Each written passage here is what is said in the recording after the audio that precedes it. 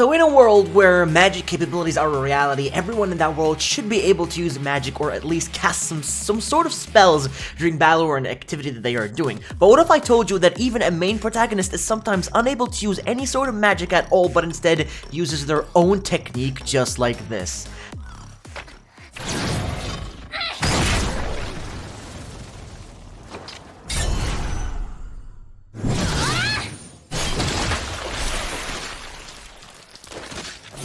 Today's video will be diving into 10 anime where the main character is born without magic powers but still turns out to be very strong. If you are new around here, then please make sure that you're subscribed to the channel, notifications and bell icon turned on to stay up to date with the latest anime news and recommendations right at your doorstep. Now, without keeping you all waiting, let us begin with the video.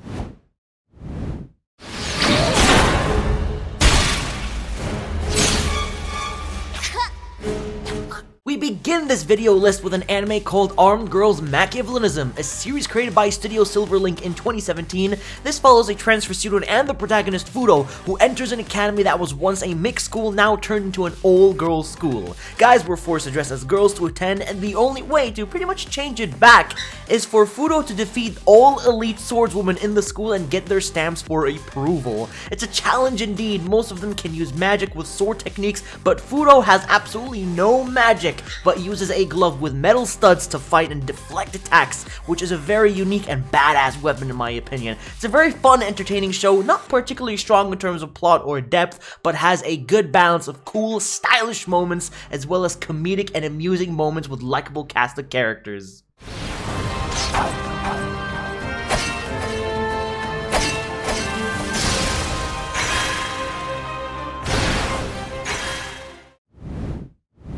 Our Last Crusade, or The Rise of the New World, tells the story of a young man named Isuka caught in between a conflict involving the Heavenly Empire and the Nebulous Sovereignty.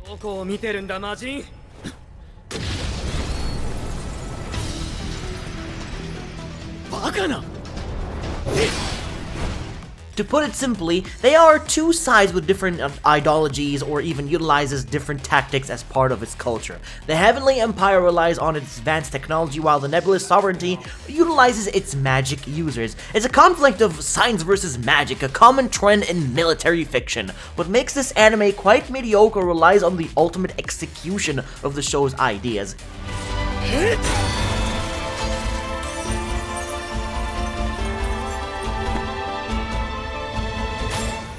Isuka also encounters a girl named Alice, the second princess, and of course, they are both enemies at first who start falling in love with each other. We have seen tropes like this before, and it's nothing new really, and even though the show's execution may not be the best, it is still, in my opinion, worth a shot.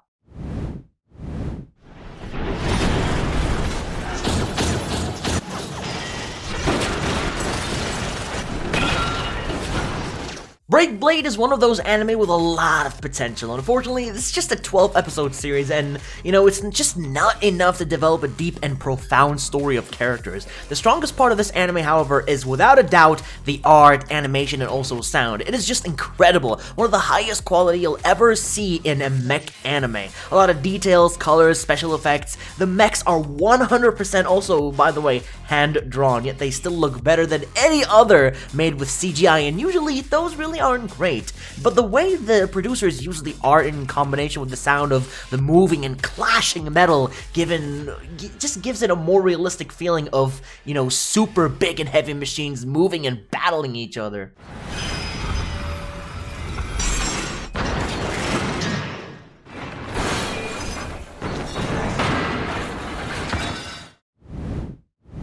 Needless may not be for everyone, but it is a fantastic show as long as you watch it for what it is and are able to enjoy it for what it is. Still though, I got the feeling that most people had misconceptions.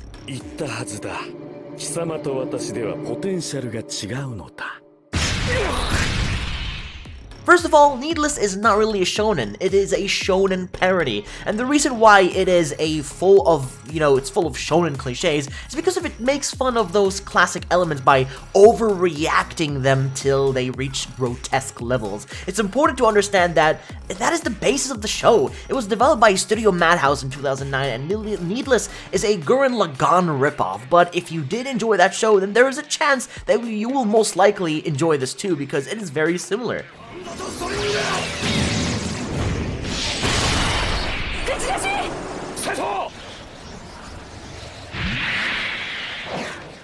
general though, Needless is a mash of dozens of old concepts thrown into a bowl to create a frame for action, humor, and non-stop manliness, and some people can truly appreciate that.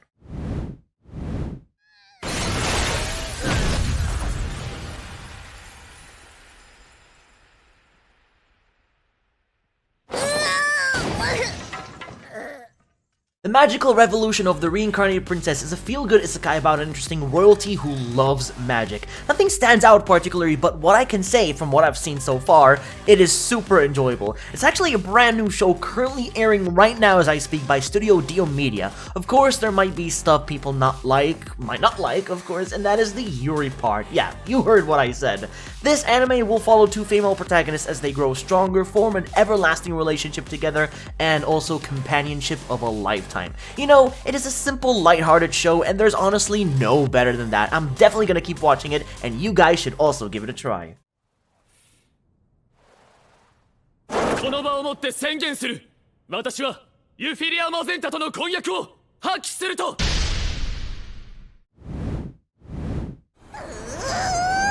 やめろ、バカ！三国志の敵！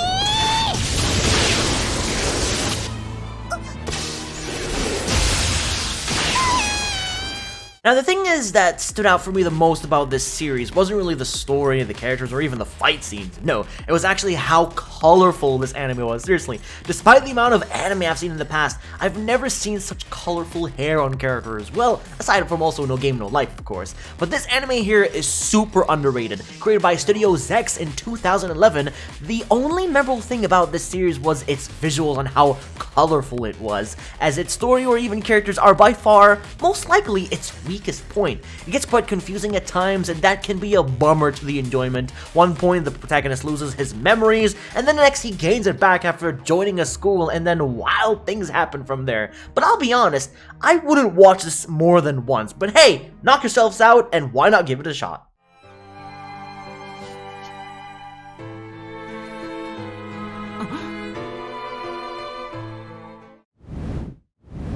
Rakudai Kishi no Cavalry is another series by Studio Silverlink in the year 2015, and this was one of the greatest series of that year for sure. And it's not really as generic as you may think it is. Sure, it may have the trope of a tsundere falling in love with a guy who beat her in a duel fight, but that's besides the point. Everything about this anime, from its characters, feels so real with their interaction.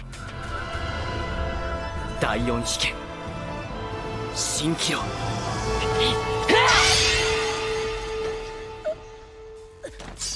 You have your protagonist named Ikki, the weakest F-rank blazer in the academy, who can't really use magic when everyone else can, but he wishes to show and prove to those who underestimate him wrong that even he can become the best using his very own technique. It's such a blast watching this, and if you haven't seen this, then I definitely recommend watching Rakudai Kishi.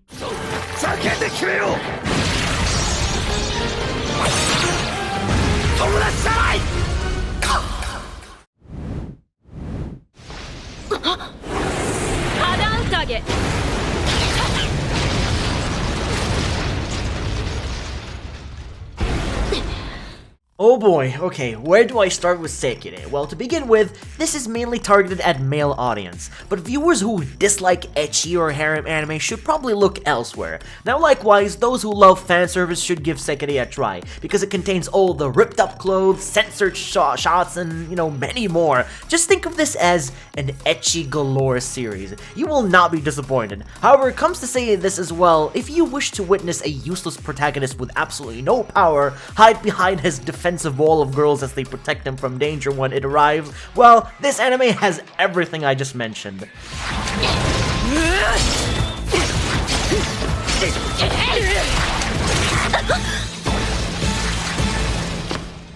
The anime is also done by 7 Arc Studios in the year 2008, quite a while ago, but it is still one of the best harem titles you can choose to watch. Besides, its main focus is to treat its viewers by giving them a taste of fan service, and it really does that so well.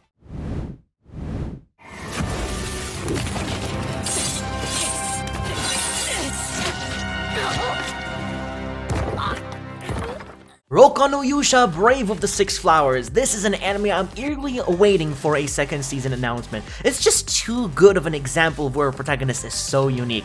Adalet is not your average lead hero. He tries to reach to the best conclusion in the most logical way possible. He has no power at all when most of the cast does, but he does rely on his, arsenal of gadgets and trickery to fool opponents and beat them using his own methods, and it's really fun watching him battle like this. Essentially though, Brave of the Six Flowers is about a group of 6 heroes, characters chosen to fight the demon god and were tasked to meet each other when suddenly one of them is a traitor. Of course, they all pointed their fingers at Adalet and tried hunting him down when he feels betrayed. It's an action-packed fantasy show with amazing characters, decent story, and an important mission to find out who the real traitor truly is.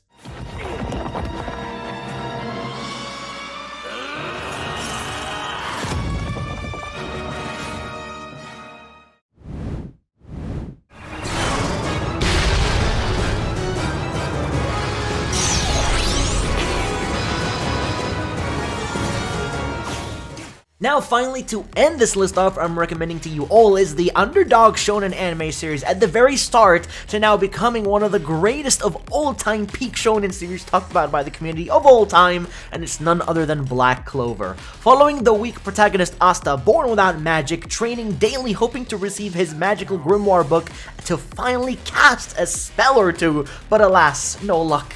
After all this time, he did however find a mysterious black grimoire by chance, giving him a powerful demon sword to use anti-magic, and also the ability to transform into a demon, giving him so much more power, but that won't be discovered until later down the line. This is one of my favorite anime of all time, created by Studio Perion in 2017, with 170 episodes to go through, and also a movie coming very soon this year in 2023. I am super excited to witness the journey continue.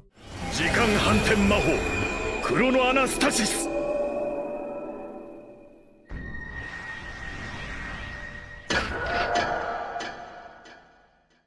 Looks like you just made it to the end of the video and witnessed 10 anime where the main character is born without magic power but still turns out to be very strong. If I have managed to leave any anime out in particular that you thought would be a great addition on the list, then please let me know in the comment section down below, as I'd love to hear your varied opinion, or just comment down below what you thought about the video in general, as I'd always appreciate the feedback. Enjoy the rest of your day, and I'll be seeing you all within the next one.